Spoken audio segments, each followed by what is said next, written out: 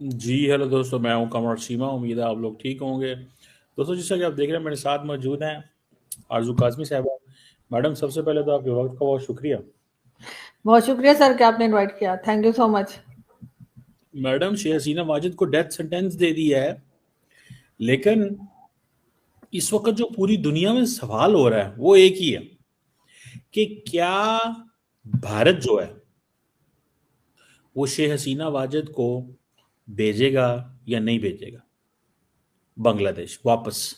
ये एक million dollar question है जो कि जिसके ऊपर बात की जा रही है, जिसको समझा जा रहा है।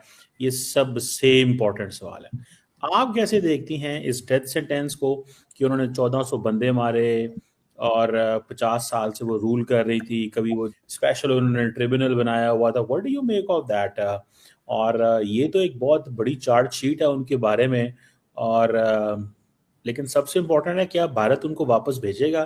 क्योंकि इससे पहले भी उन्होंने बहुत सारे लोगों को बहुत दफा इंडिया को कहा है। What do you make of that madam?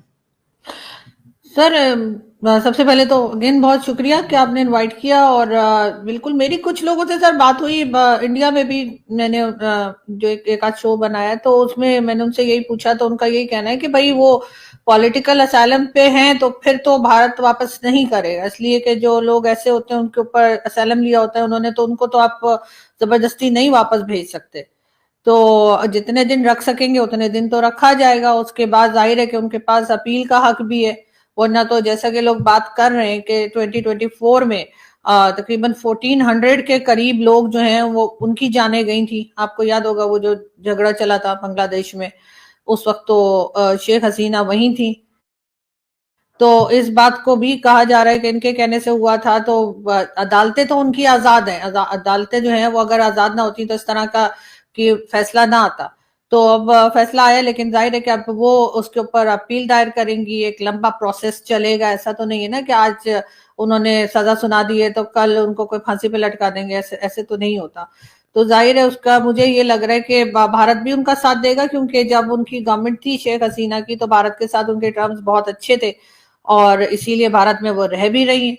और इसके अलावा अगर वो कहीं और निकलना चाहें तो शायद अभी तक उनको अमेरिका ने इजाजत नहीं दी है कि वो वहां पर आ सकें, लेकिन अगर किसी और कंट्री में जाना चाहें तो वो उनकी अपनी चॉइस है। लेकिन अपील का हक तो वो रखती हैं। तो सर अभी पहले से ये सोच लेना कि ऐसा ही होगा, क्योंकि पाकिस्तान को प्रॉब्लम थी शेख हसीना से, इसलिए कि उनके टर्म्स जो है वो हिंदुस्तान के साथ अच्छे थे, तो हमें तो वो कभी पसंद ही नहीं आई।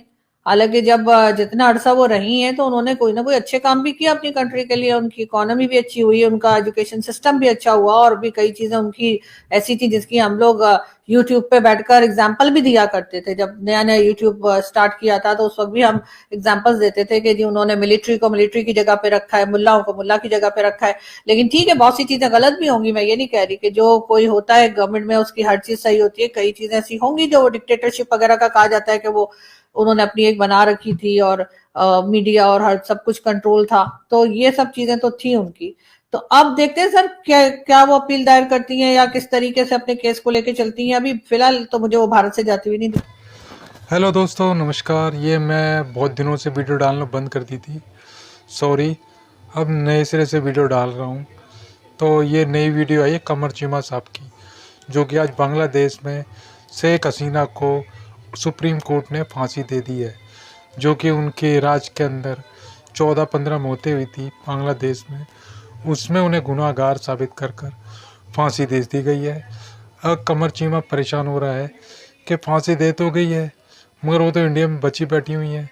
वो इंडिया उन्हें सौंपेगा, कब सौंपेगा, क्यों नहीं सौंपेगा, वो आरजू काजमी से पूछ रहे हैं।